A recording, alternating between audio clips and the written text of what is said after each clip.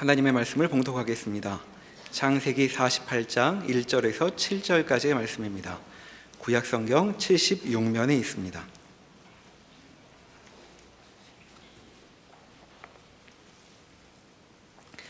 이 일 후에 어떤 사람이 요셉에게 말하기를 내 아버지가 병들었다 하므로 그가 곧 두 아들 므낫세와 에브라임과 함께 이르니 어떤 사람이 야곱에게 말하되 내 아들 요셉이 내게 왔다 하매 이스라엘이 힘을 내어 침상에 앉아 요셉에게 이르되 이전에 가나안 땅 루스에서 전능하신 하나님이 내게 나타나사 복을 주시며 내게 이르시되 내가 너로 생육하고 번성하게 하여 내게서 많은 백성이 나게 하고 내가 이 땅을 내 후손에게 주어 영원한 소유가 되게 하리라 하셨느니라.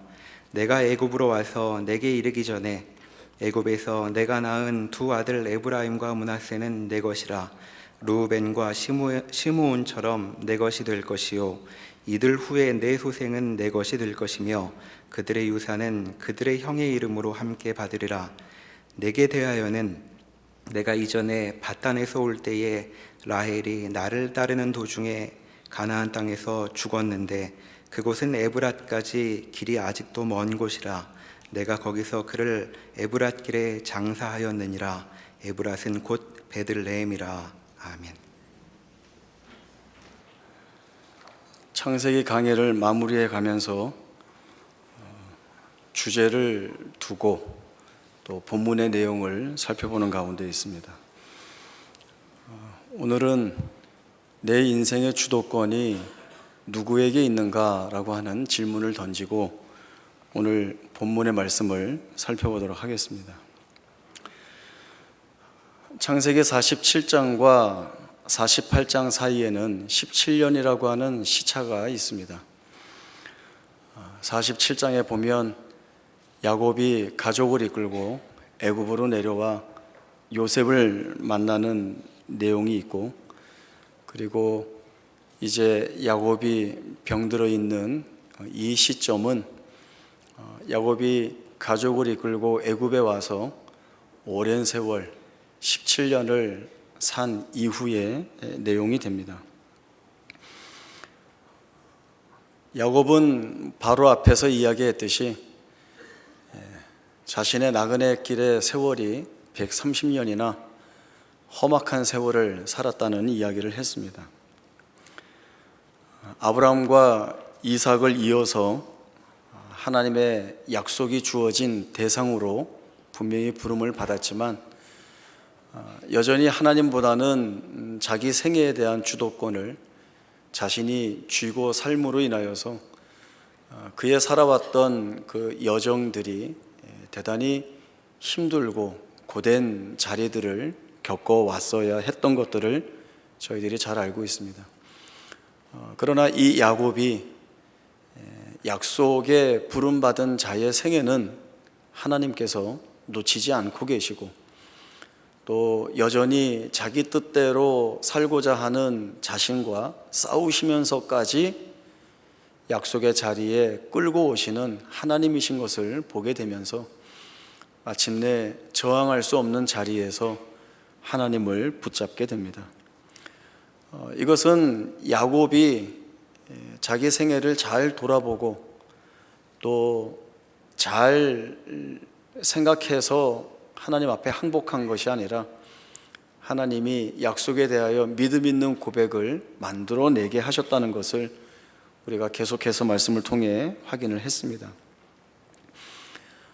이제 야곱은 애굽에서 살고 있지만 자신의 죽음이 가까이 옴을 보게 되면서 아들 요셉에게 하나의 부탁을 하고 있습니다.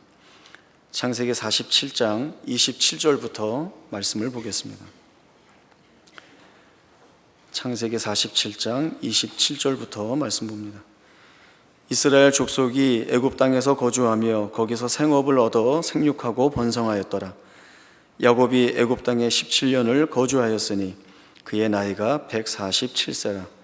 이스라엘이 죽을 날이 가까우매 그의 아들 요셉을 불러 그에게 이르되 이제 내가 네게 은혜를 입었거든 청하노니 내 손을 내 허벅지 아래에 놓고 인애와 성실함으로 내게 행하여 애굽에 나를 장사하지 아니하도록 하라. 내가 조상들과 함께 눕거든 너는 나를 애굽에서 메어다가 조상의 묘지에 장사하라. 요셉이 이르되 내가 아버지의 말씀대로 행하리이다. 야곱이 또 이르되 내게 맹세하라 하매 그가 맹세하니 이스라엘이 침상머리에서 하나님께 경배하니라. 요셉의 부탁은 내가 죽으면 애굽에 장사하지 말고 조상들이 묻혀 있는 약속의 땅에 장사해 달라는 것입니다. 야곱은 애굽에 내려오면서 하나님께서 주신 몇 가지 약속의 말씀을 브엘세바에서 들었습니다. 내가 너와 애굽에 함께 내려가겠고 너와 함께 올라오겠다.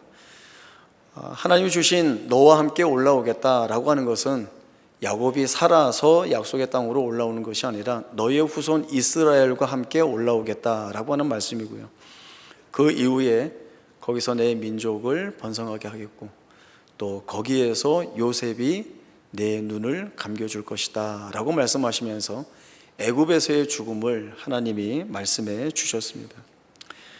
야곱이 요셉에게 자신을 약속의 땅에 매장해 달라라고 하는 이 부탁은 하나님의 약속 안에서 유업으로 주어진 약속의 땅이 있다라고 하는 사실을 요셉과 또 그 자녀와 후손들이 망각하지 않기를 바라는 차원에서 주고 있는 것입니다.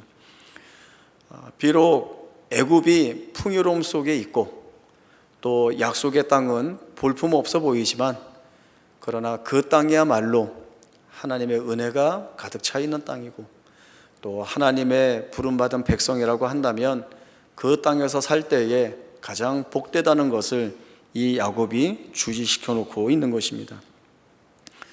그리고 오늘 본문에 돌아오면 야곱이 병이 들었다는 소식을 요셉이 듣게 됩니다. 요셉은 자신의 두 아들 므낫세와 에브라임을 데리고 야곱을 찾아갑니다.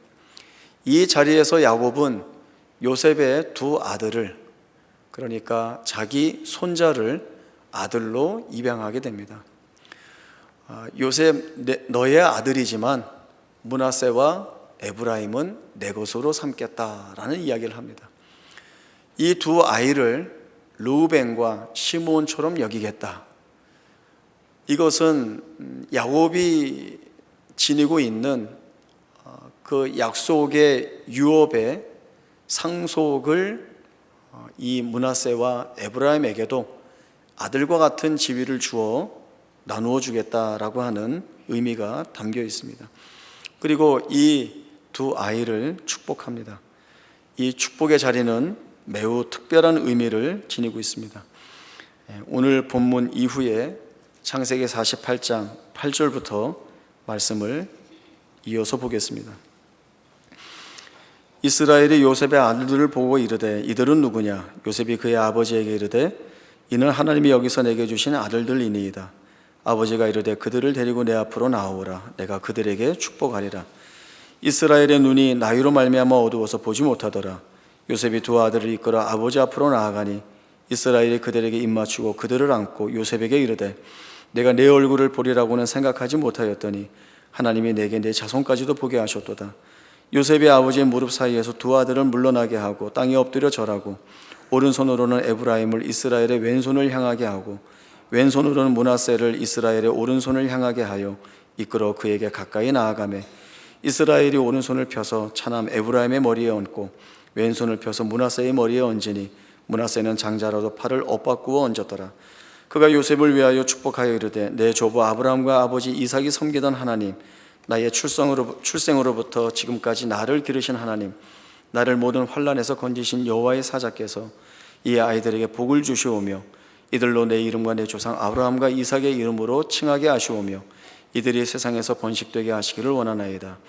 요셉이 그 아버지가 오른손을 에브라임의 머리에 얹은 것을 보고 기뻐하지 아니하여 아버지의 손을 들어 에브라임의 머리에서 므낫세의 머리로 옮기고자 하여 그의 아버지에게 이르되 아버지여 그리 마옵소서. 이는 장자이니 오른손을 그의 머리에 얹으소서 하였으나 그의 아버지가 허락하지 아니하며 이르되 나도 안다 내 아들아 나도 안다. 그도 한 족속이 되며 그도 크게 되려니와 그의 아우가 그보다 큰 자가 되며 그의 자손이 여러 민족을 이루리라 하고 그날에 그들에게 축복하여 이르되 이스라엘이 너로 말미암아 축복하기를 하나님이 내게 에브라임 같고 므낫세 같게 하시리라 하며 에브라임을 므낫세보다 앞세웠더라. 이스라엘이 요셉에게 또 이르되 나는 죽으나 하나님이 너희와 함께 계시사 너희를 인도하여 너희 조상의 땅으로 돌아가게 하시려니와 내가 내게 내 형제보다 세겜 땅을 더 주었나니 이는 내가 내 칼과 발로 아모리의 족속의 손에서 빼앗은 것이니라. 아멘. 야곱이 므낫세와 에브라임을 축복합니다. 그리고 이 일을 곁에서 요셉이 돕습니다. 요셉은 장자인 므낫세를 야곱의 오른쪽에 세웁니다. 그리고 둘째인 에브라임을 야곱의 왼쪽에 서게 합니다. 이렇게 하는 것은 축복의 기도를 주는 오른손이 장자인 므낫세의 머리에 올려지도록 하기 위해서 자리를 그렇게 배치하고 있는 것입니다. 그러나 야곱은 팔을 엇바꾸어서 오른손을 둘째인 에브라임 머리에 올리고 축복 기도를 하게 됩니다. 요셉이 이를 싫어합니다. 장자인 므낫세에게 더 주된 그리고 더 큰 축복이 부어지기를 바라는 마음에 아버지의 어긋나 있는 손을 바로잡고자 합니다. 그러나 야곱이 이를 거절합니다.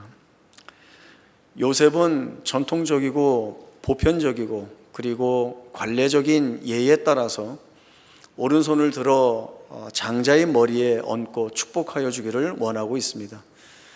그러나 야곱은 그 오른손을 둘째인 에브라임의 머리에 얹어 축복을 하고 있습니다. 야곱의 행위는 자연적이고 보편적인 관례의 예를 따르지 않고 있습니다. 이것은 야곱이 나도 둘째인데 형을 물리치고 축복을 받았다, 이렇게 해도 된다라고 하는 차원에서 한 것이 아니라 하나님의 축복의 선택 그리고 그 주도권이 하나님께 있음을 분명히 보여주기 위하여서 이 같은 형태의 축복 기도를 하고 있는 것입니다. 하나님께서 선택하시고 그 택하신 인생에 대하여 주도권을 갖고 계신다라고 하는 사실을 누가 제일 잘 알고 있을까요? 그것은 바로 이 자리에 있는 야곱입니다.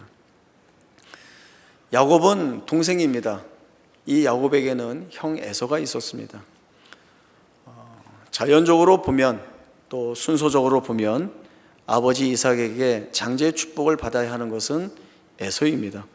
그러나 야곱이 꾀를 내어서 아버지를 속이게 됩니다.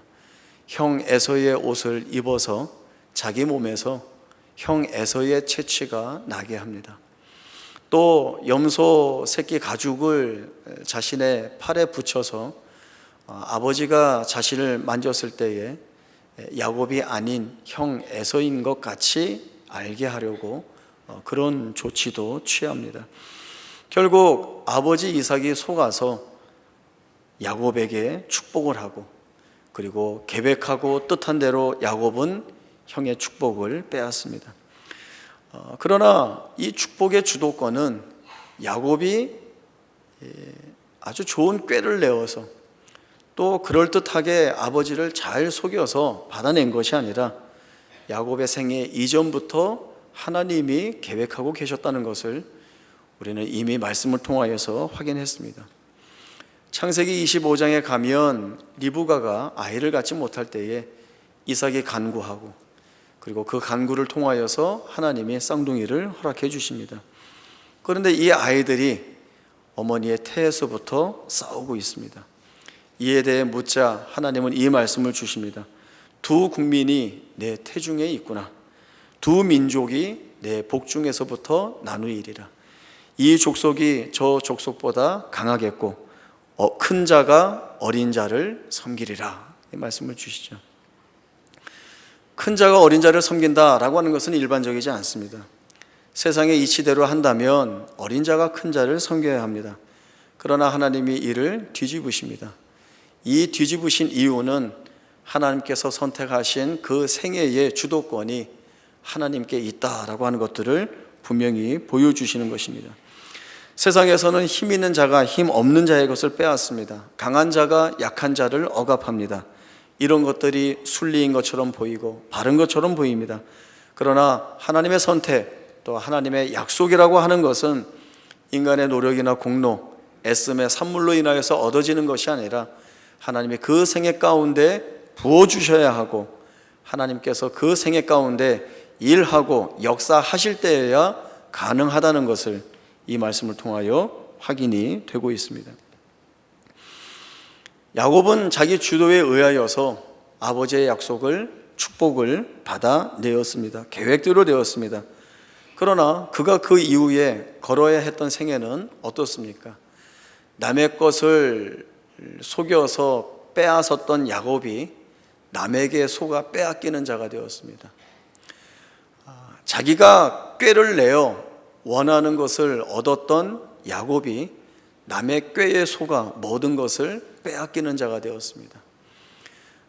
자기가 계획하면 모든 것을 다 이루었었는데 이제는 아무것도 할 수 없는 자리에 이 야곱이 서게 되었습니다. 그가 마지막에 할 수 있었던 것은, 이제 내가 할 수 있는 것은 아무것도 없고 내가 이룰 수 있는 것은 아무것도 없고, 이제 언약의 작정과 계획 속에서 내 생애에 대하여 주도권을 가지고 계시는 그 하나님의 부르시는 그 목소리에 응답하는 것 외에는 남아있지 않았습니다. 야곱이 하나님을 자기 생애 속에서 아브라함으로부터 주어진 약속을 이루어 가시는 하나님으로 고백하게 되었을 때에야, 자기 생애의 주도권이 자기 자신에게 있는 것이 아니라 하나님께 있음을 알게 되었을 때에야 비로소 이 야곱은 이스라엘이 되어 하나님이 원하시는 진정한 고백을 올려드리는 자가 됩니다. 이러한 자신의 생애에서 일하시고 반드시 이루어내시는 하나님의 일하시는 그 주도권이 주께 있음을 본 이 야곱이 자신의 아들로 입양한 므낫세와 에브라임을 이런 가운데 손을 엇바꾸어 축복 기도를 하고 있는 것입니다. 요셉이 므낫세와 에브라임을 아버지 야곱에게로 데려올 때에는 성경이 그 순서에 따라 므낫세와 에브라임이라고 기록하고 있지만, 그러나 야곱이 부르는 그때부터는 그 순서가 바뀌어서 에브라임과 므낫세로 기록이 되고 있습니다. 하나님의 주도권은 대단히 치밀하고, 또 하나님의 언약 안에서 정하신 이 일들은 그 인생이 처한 정황과 조건과 그 모양과는 상관없이 하나님이 반드시 이루어 가시는 주체가 되시는 것들을 분명히 보여주십니다. 야곱이 요셉에게 이 말을 합니다. 나도 안다, 아들아. 나도 안다. 이 이야기는 내가 지금 실수하고 있는 것 아니다. 내가 눈이 어두워서 잘못 보고 있는 것 아니다. 내가 어떤 해괴한 생각을 하고 있어서 이렇게 행동하는 것 아니다. 우리의 보여지는 것과 상관없이, 우리가 생각하는 것과 상관없이 훨씬 더 크게 뛰어넘어 하나님께서 마음껏 일하신다라고 하는 이 사실을 야곱이 나도 안다, 아들아. 나도 안다 라고 하는 이 표현으로 요셉에게 하고 있는 것입니다. 하나님은 요셉의 생애 속에서도 이런 모습들을 분명히 보이셨습니다. 동생을 팔아먹은 형들의 악행까지도, 또 자기 집에 들어온 노예 하나를 마음대로 하지 못해서 분해서 모함해서 감옥에 가두었던 그 보디발 친위대장 아내의 추악함까지도 하나님은 다 끌어다가 선한 재료로 사용하셔서 요셉으로 하여금 하나님의 일하심, 그 하나님의 역사하심이 이루어지는 그때에 하나님이 진정 내 인생의 주도권을 가지고 계시는 주체이심을 고백하는 자로 만드신 것입니다. 세상적으로 이야기하자면 노예로 팔리고 억울하게 감옥에 갇힌 인생이라고 한다면 거기에 더 이상 무엇을 기대할 것은 아무것도 없습니다. 그걸로 끝이죠. 할 수 있는 것이라고는 그 마음속에 이보다 더 불행해지지 않기만을 바라는 소원밖에는 없을 것입니다. 그러나 하나님께서 거기에서 모든 것들을 다 뒤집어 내시는 것입니다. 야곱도 자기의 생애 속에서 약속 가운데 일하시는, 그 약속을 이루어내시는 하나님을 뵙고 있고, 요셉도 자기의 생애 속에서 불가능해 보이는, 그렇게 될 수 없는 한계 속에서 바꾸어내신 하나님을 만나게 되었습니다. 이 야곱과 이 요셉의 그 모습 속에서 이스라엘이 된 야곱은 더 진지하고 그리고 더 굳건한 믿음 있는 축복의 말을 이어갑니다. 창세기 48장 21절에 이 말씀을 하고 있습니다. 이스라엘이 요셉에게 또 이르되 나는 주구나 하나님이 너희와 함께 계시사 너희를 인도하여 너희 조상의 땅으로 돌아가게 하실 것이다. 너희는 아직 잘 모르겠지만, 너희 눈엔 아직 보이지 않지만 이 사실 하나만큼은 분명하다. 하나님이 너희를 인도하실 것이다 라고 하는 것입니다. 야곱은 이 이야기를 어쩌면 하나님이 인도하실지 몰라, 그 기대를 가지고 있으면 하나님이 해 주실지도 몰라, 이런 차원에서 일하는 것이 아니라 아직 성취되지 않았지만 이미 성취되어진 것처럼 이야기를 하고 있습니다. 왜냐하면 그 일을 행하시는 분이 하나님이시기 때문에 그렇습니다. 하나님이 정하신 일을 하는데 그 일을 할 수 있는 힘이나 능력이 모자라서 그 일을 할 수 없는 분도 아니고, 정하신 일들을 하나님 마음대로 아무렇게나 바꾸시는 하나님이 아니기 때문에 그 하나님이 분명히 이루실 것이라고 하는 사실을 이 야곱이 알고 있습니다. 그래서 눈에 보이는 현실에 붙잡히지 않는 것입니다. 이 일들은 우리가 쭉 살펴봤듯이 아브라함이 그러했고, 이삭이 그러했고, 야곱과 요셉이 그러했습니다. 이들이 걸어온 눈에 보이는 현실은 대단히 암울하고 힘들고 어려운 여정들이었습니다. 한 군데도 마음에 드는 부분이 없었습니다. 약속하신 후사가 있지만 오랜 세월 동안 후사가 주어지지 않았습니다. 야곱은 약속을 받았지만 숱한 실패와 절망 속에 빠져 있었습니다. 요셉은 꿈을 꾸었지만, 그러나 그는 형들에 의해서 노예로 팔리고 감옥에 갇히고 잊혀진 존재와 같이, 버려진 자와 같이 그런 삶을 살게 되었습니다. 그러나 이들이 그러한 여정을 겪어가면서 하나님이 마침내 끌고 가신 자리가 어디인가 하면, 아브라함은 아이를 낳을 수 없는 것 같은 그 자리에서 아들 이삭을 얻게 됩니다. 야곱은 숱한 실패와 절망 속에서 마침내 하나님과 함께 한다는 이스라엘이라고 하는 이 이름을 얻게 됩니다.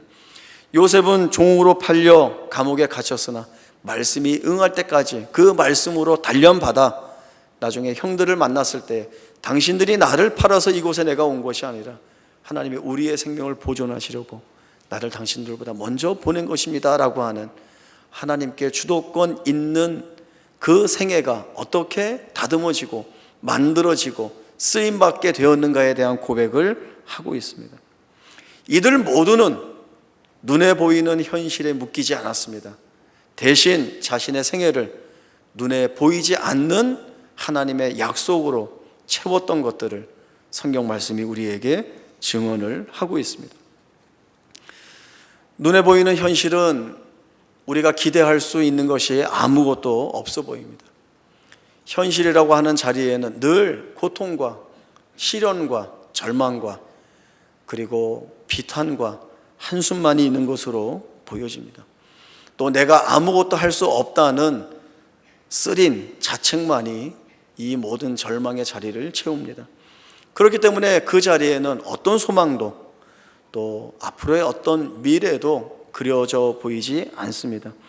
그러나 하나님은 우리 눈에 그렇게 보이는 이 현실을 하나님의 약속을 이루어 가시는, 하나님의 약속의 성취를 이루는 여정, 과정으로 삼고 계시다는 것들을 우리 믿음의 선진들의 생애를 통하여서 여실히 우리에게 보여주고 있습니다. 야곱은 자기가 말한 대로 험악한 세월을 살았습니다. 그런데 이 험악한 세월 때문에 그는 약속 앞에 나온 자가 되었습니다.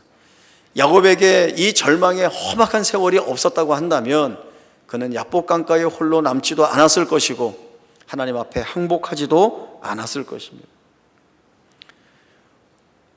여전히 힘들고 어려운 현실의 길을 우리가 걸어가고 있지만, 그러나 우리에게 다른 것이 있다면 우리가 아닐 수도 있다라고 하는 그 자리, 아닐 것이라고 하는 그 자리, 여기에선 그 어떤 소망도 우리가 기대할 수 없어라고 하는 자리를 하나님이 바꾸어 내신다는 그 사실을 우리가 신뢰해서 하나님 앞에 설 수 있다라고 하는 것입니다. 프로야구 선수들은 그 시즌이 마치면 마무리 훈련을 합니다. 시즌 중에 강행군 했기 때문에 그 몸을 좀 풀어야 되거든요. 그래서 마무리 훈련을 하고 아주 잠깐의 휴식을 취한 다음에 그 다음 시즌을 준비하게 됩니다. 그 다음 시즌을 위해서는 기초 체력을 보강하는 데서부터 출발해서 점점 훈련 양을 끌어올려서 한계를 뛰어넘는 것까지의 훈련을 받게 합니다. 이 훈련을 스프링 트레이닝이라고 이야기를 하고, 이 훈련을 하는 그 훈련장을 스프링 캠프라고 이야기를 합니다. 여기에 가면 일단 죽었다라고 하는 것은 마음속에 각오를 해야 하는 것입니다. 놀러 가는 것이 아니라, 편히 쉬러 가는 것이 아니라 정말 고되고 정말 힘들고 지치고 매일매일 한계치를 찍는 그 고된 훈련량을 받아야 하는 것입니다. 저는 2장의 사진이 기억에 남습니다. 저는 두산을 응원하지만 한화 정근우 선수의 사진입니다.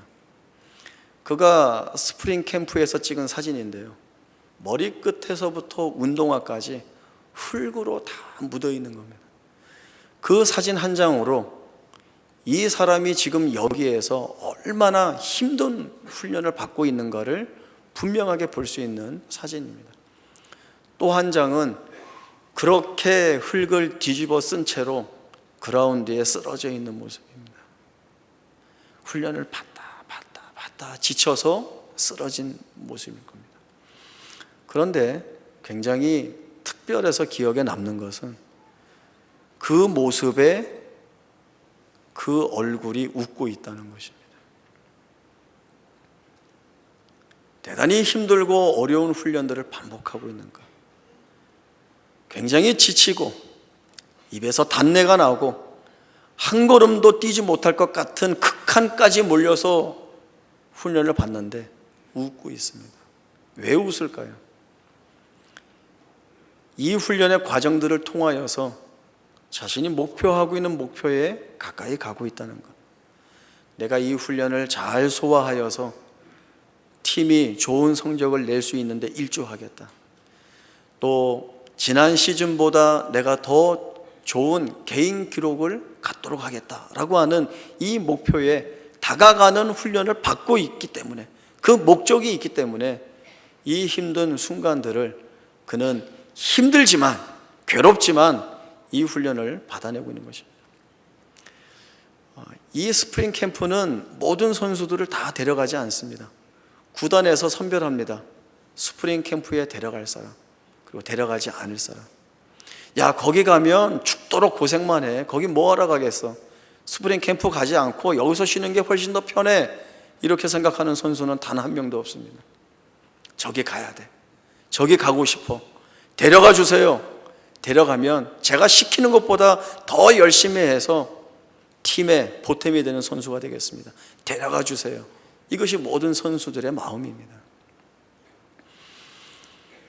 우리는 거저 고난의 길을 걷고 있지 않습니다. 우리는 아무 목적이나 의미 없이 이 시련의 길을 가고 있는 것이 아닙니다. 우리 믿음의 선진들의 생애 속에서 보아왔듯이 하나님께서는 이 모든 길 가운데, 모든 여정 가운데, 그리고 하나하나의 사건마다 하나님께서는 우리를 위하여서 계획하시고 뜻하신 바들을 다 담아두고 계시는 것입니다. 이 하나하나의 시간들과 자리들을 통하여서 우리로 하여금 내 뜻으로 내 생애의 주도권을 삼아 살아가는 인생이 아니라 내 생애에는 하나님께 있으며 내 생애의 주도권이 주께 있으며 그렇게 될 때에 내 인생이 복되다는 것을 고백하는 자리로 이끌어내시기 위하여 하나님은 우리의 생애 속에 찾아오셔서 이 일들을 행하고 계시는 것입니다. 우리의 고난이 고난만으로 끝난다면, 우리의 시련이 시련만으로 끝난다면, 그 고난과 그 시련이 우리의 생에 아무 도움이 되지 않는다면 그것은 헛된 것일 것입니다. 그러나 하나님은 그 어느 것도 헛되게 삼지 않으십니다.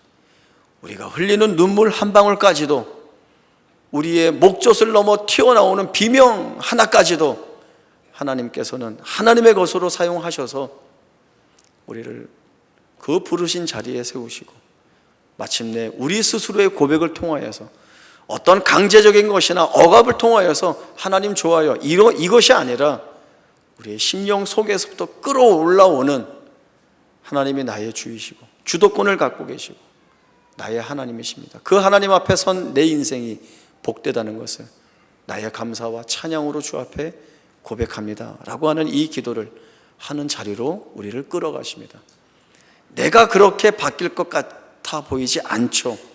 아직 우리 눈에 보이지 않습니다. 아직 우리는 제대로 잘 알고 있지 못하는 것 같습니다. 그러나 하나님은 이미 모든 일들을 다 준비하고 계시고 다 이루어 가실 그 능력과 힘들을 채비하고 계시는 것입니다. 하나님은 후회하심도 없으시고 하나님은 못하실 일도 없으신 하나님이십니다. 그 하나님이 오늘 우리의 이 살아가는 이 자리에, 이 시간에 찾아오셔서 일하시겠다 우리에게 약속을 주시고 있습니다. 우리의 고백은 아브라함 같은 고백이어야 합니다. 이삭과 야곱과 그리고 요셉과 같은 고백이 되어야 합니다. 이 고백을 하나님은 받아내실 것입니다. 그리고 우리는 정당하고 바른 응답을 드릴 것입니다. 그 자리에 우리 모두가 한 마음으로 함께 서 가기를 바랍니다. 기도하겠습니다. 하나님 아버지, 은혜를 감사합니다. 우리의 현실을 돌아보면 우리의 눈에 보이는 것은 근심과 걱정과 한숨과 낙심과 비탄과 절망뿐입니다. 그러나 하나님께서는 이 위에 덧입혀진 눈에 보이지 않는 하나님의 약속을 두셨습니다. 이 하나님의 약속은 우리를 복되게 하시는 것이며 우리의 인생의 주도권이 하나님의 있음을 고백하는 자로 하나님께 영광이 되는 인생이 되는 것입니다. 이 고백을 하는 자리까지 하나님은 우리를 버려두지 아니하시고 우리와 함께 하실 것입니다. 우리의 눈물을 눈물로서 끝나지 않게 하실 하나님, 우리의 비명을 비명으로서 끝나지 않게 하실 하나님의 일하심과 역사하심이 우리의 생애 속에 녹아져 있음을 보게 하여 주시어서 눈에 보이는 현실보다 눈에 보이지 않는 주의 약속을 붙잡고 오늘 이 시간을 그리고 우리를 세우신 이 자리를 버텨내며 살아낼 수 있는 주의 인생이 되게 하여 주시옵소서. 실패하지 않고 끌고 가시는 하나님께 감사하며 영광 돌리는 복된 생애가 되게 하여 주옵소서. 거룩하신 예수님의 이름으로 기도하옵나이다. 아멘.